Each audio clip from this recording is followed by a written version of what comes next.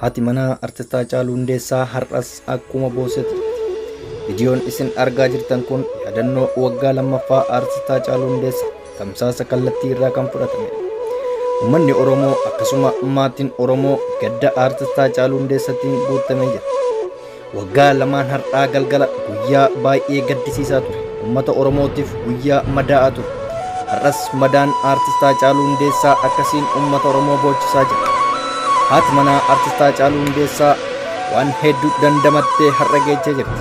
Haa ta'uutii jaalala kabajaa fi ulfina inni saba biraa qabuun onneen uummata Oromoo boo'icha keessaas ammas waan ba'een fakkaatu.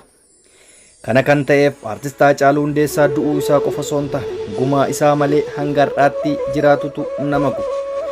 Oromoon miliyoona 60tti lakkaa'amu artistaa Haacaaluu Hundeessaa mararfatee boo'ee isa yaadachaa jira. Waan nama ajaa'ibsiisu keessaa artistaa Haacaaluu Hundeessaa namoota jaalatan qofa osoo hin taane warri isaa ajjeesellee har'a taa'eetiin wajjin boohaa jira. Artistaa Haacaaluun jabaa hayyuu fi goota gaafa xiiqii ta'uusaa kan uummanni addunyaadha isaa beeku. Guyyaa har'aa waggaa lammaffaa isaatti yeroo yaadatamutti uummanni Oromoo iddoo yaadannootti boo'ee boochisee mararfatee viidiyoo kanaan nu barsiisaa jira. Haacaaluu Hundeessaa ammas onnee keenya keessa jira.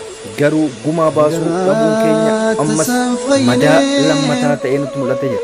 Artistaa Haacaaluu jaalatamaa fi kabajamaa bakka jirtutti lubbuu kee jannata